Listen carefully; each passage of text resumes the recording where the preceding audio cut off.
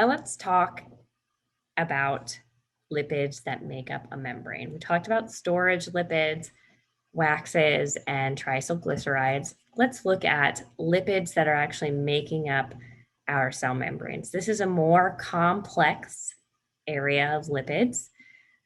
Usually they're going to have some type of head group that is polar, and that's so that it can interact with the side of a membrane that has water. And then it will have a nonpolar tail, a very long area that is nonpolar, and that's usually the part that is the fatty acid itself.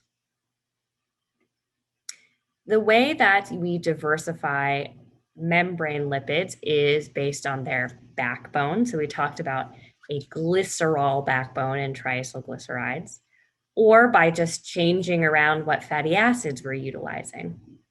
The last part we'll talk about is different head groups. And again, we'll look more into that structure. But the properties of these head groups is what essentially determines the properties of a membrane itself. So different organisms, very importantly, have compromised different proportions of membrane lipids. So different membrane lipid types that we're going to talk about are going to be more common in certain organisms and less common in other organisms. Same with different tissues themselves. Sometimes you need to have a particular component of a lipid that is expressed in certain tissues more than others, and that gives it different properties. So again, here's the outlay of all of the type of membrane lipids. We're going to focus a lot on our phospholipids and our glycolipids. So of the phospholipids, we'll first talk about and focus on the glycerophospholipid. Now, this is going to look very similar to what we just saw in a triacylglycerol.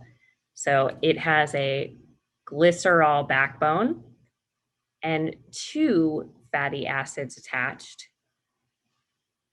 And instead here, we have a phosphate that then is attached to some other group. We'll talk about this last group. So again, the main layout for a glycerophospholipid is that glycerol is the backbone.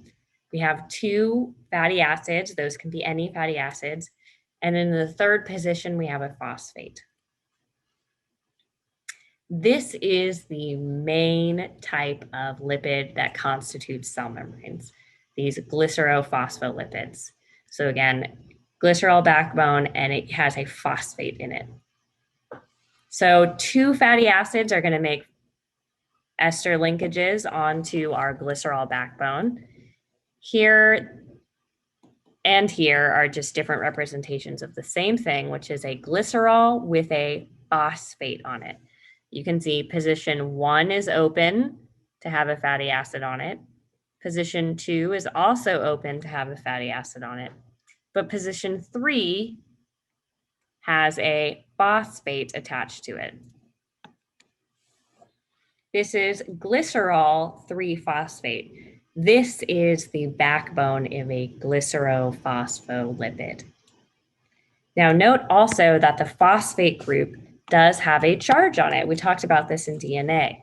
It has a negative charge on it, and that's going to be important because depending on what is bound to this phosphate, or if there's nothing bound to it, this phosphate, that will give the lipid an overall charge as well. So here is a layout again of a glycerophospholipid. Here in pink is our glycerol. And you can see position 1 is now bound to a fatty acid.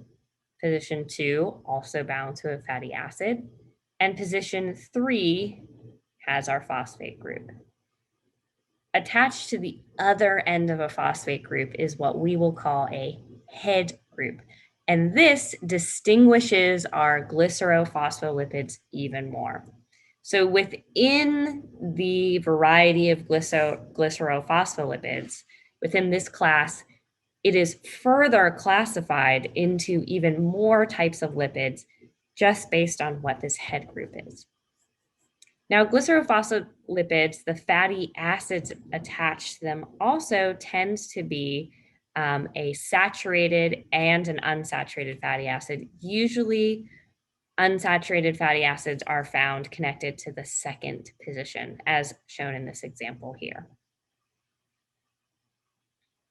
So let's now look at those head group substitutes that can make our glycerophospholipids different types. Here are the main varieties of glycerophospholipids, depending on what is attached to that position on the phosphate as the head group. So here we're just showing the different attachments and their names. So for example, the very simplest variety you can have, if you don't have any extra group attached, you just have a hydrogen, is phosphatidic acid. This is usually abbreviated as PA. Phosphatidylethanolamine is when you have an ethanolamine group, that's this group, attached to your phosphate. This is usually abbreviated as PE. Phosphatidylcholine has a choline group, very similar to the ethanolamine, except it does not have a charged group there. It doesn't have, it has methyls instead of hydrogens on it. This is called PC. And so on and so forth. So the rest of these groups, we could have a serine. Serine, remember, is an amino acid. So if you just attach straight up a serine to your glycerophospholipid, you get a PS type of glycerophospholipid. You can even attach another glycerol molecule. This is a PG. Or you can attach a sugar. This is a special type of sugar, a inositol type of sugar, which gives the PI abbreviation. And also you can have a phosphatidylglycerol. These are usually called cardiolipins. These are a special type of glycerophospholipid that have further branching on them